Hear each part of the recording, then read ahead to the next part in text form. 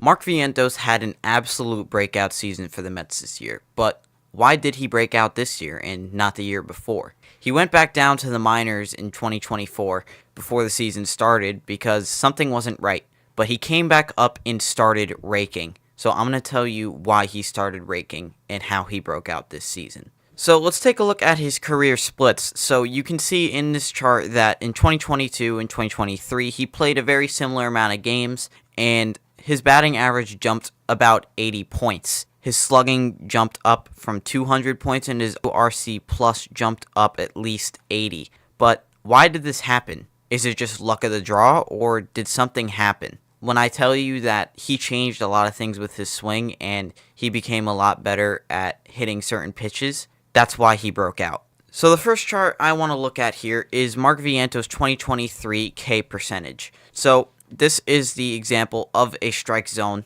Obviously, there's the 9 squares inside of the strike zone, and then there is 4 outside of it. What you can kind of see in this graph is that his K percentage on high and inside pitches was extremely high, and on high and away, also very high. So as you can really see, he had a lot of trouble hitting that higher part of the plate, and even some of the low inside part of the plate as well. Then, if we look at 2024's graph, you can see that he completely turned it around. Obviously, he's still struggling with his high pitches still, but his percentages dropped a lot amount. What I really noticed is he got really good at hitting the high and inside pitch. 18% K percentage for high and inside pitches is very good. Now, let's take a look at his whiff charts. So, this is 2023, so his whiff percentage on these high pitches really bad too. So 62, 40, 30 on the top part of the zone, 47 in the top right, 58 bottom left, and 39 middle inside. He really struggled with hitting the inside part of the plate last year, and obviously there was a fix this year. Looking at his 2024 chart, if you look at his inside part of the plate, he started raking. He had a 13% whiff rate from a 21% whiff rate, and a 17 whiff rate, a 30-something whiff rate. It's actually unbelievable how much of a difference he had this season. The one that really blew me away, though, is his expected batting average. If you look at this chart from 2023, his expected batting average from high and inside pitches was .023. That is really bad. And then his low and inside was 1.73. And high and out of the zone inside was 1.51. Then, if you take a look at his other graph from 2024, everything is red now. Look at the full inside middle part of the plate. It's all red. 291 bottom left, 286 middle low, 306 middle, 314 high middle, 303 inside and high, 332 inside middle, and then 267 high inside out of the zone. But is there something he did with his swing that might have influenced this? I believe so. And also, it has to do with some of his plate discipline. If we take a look at his shadow, what a shadow is pretty much is everything that is around the strike zone. So, kind of like the outside parts of the zone, I will pull up a picture. The shadow is that outside part of the zone, whether it's high, just basically on the border. In 2023, his batting average was 190. That's not very good. And his K rate was about 28.2, whiff rate was about 34.8. But then, if you take a look at 2024, he jumped up to 288 on pitches on the shadow. So what does this tell me? It tells me that he got a lot better at hitting pitches that aren't in the zone, or not right down the middle, I mean. He got better at hitting those pitches that are on the borderline of the zone. Obviously, his K and whiff rates were about the same, but he got a lot better at being productive with those kinds of pitches. I also want to talk about his pitch chart. So if you take a look at this graph, you could see 2023, 2024 on the left-hand side, and I have his batting average circled. If you take a look at his fastball percentage, mashing fastballs in 2024 with a 329 batting average. Then if you go to 2023, it was only a 202. So he jumped 120 plus points just off of fastballs. His off speed also jumped up. He was hitting 167 in 2023 and then went up to 286 in 2024. His breaking did go down, but that's something to fix. When you fix something, it's very hard to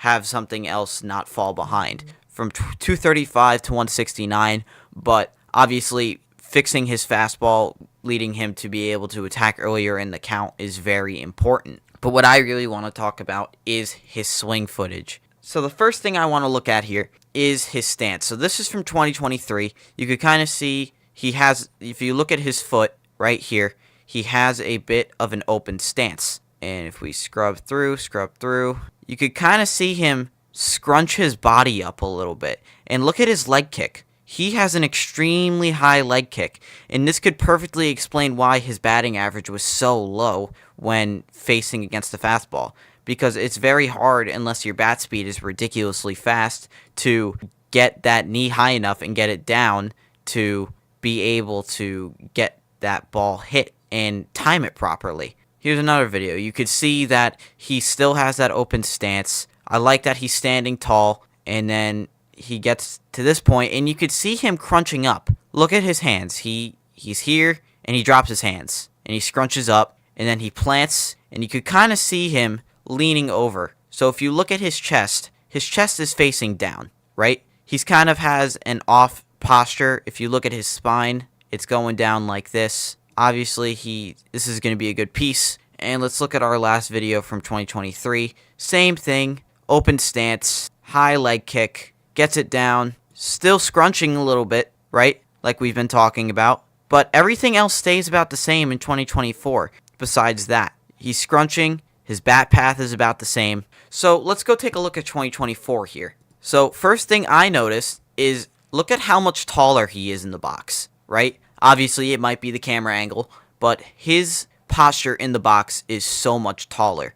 You could tell he's not really leaning over as much. He seems a lot more comfortable. If you look at his feet, he doesn't have that open stance. But the real big thing of why he started hitting the fastball, right, because he jumped up to a 319 batting average against the fastball, is look at his knee. Look what he does. Look at how much that changed, right? All he did was get rid of his step and change it to his toe and his heel lifting up in the back. So, pitch is coming, toe down, heel up, no step, plant, and you could see him also not scrunching. Look, he stays very tall, very comfortable, same bat path he's always had, but he's not scrunching up. You could see his spine is more of a straight line, opposed to when he was swinging last year, his plane was kind of like this. And obviously it's going to be a good shot. He did a very good job at hitting the ball the other way this year as well. So let's look at another video, right? This is obviously a very high pitch. Look at his feet. Feet are even, no open stance, very tall. Like I said earlier, he's very straight.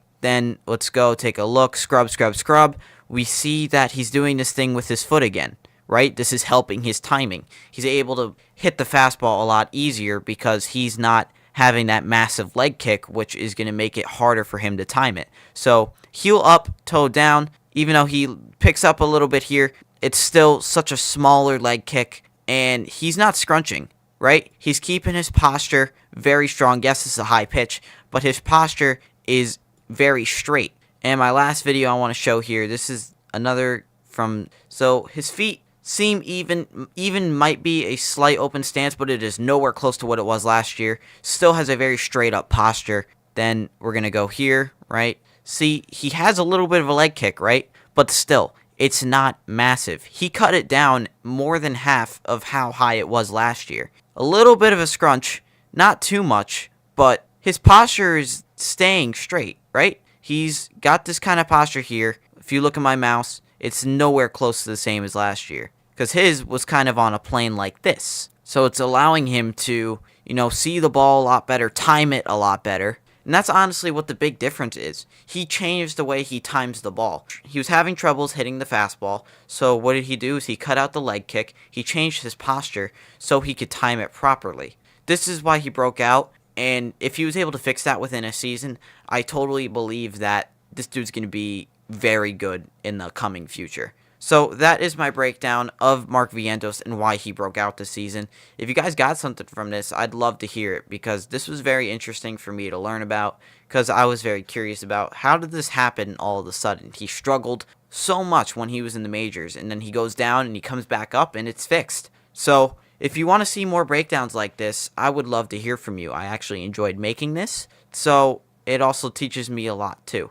So that's going to be it. I hope you enjoyed. Let me know if you enjoyed and if you want more, and I would love to do it for you guys. See ya.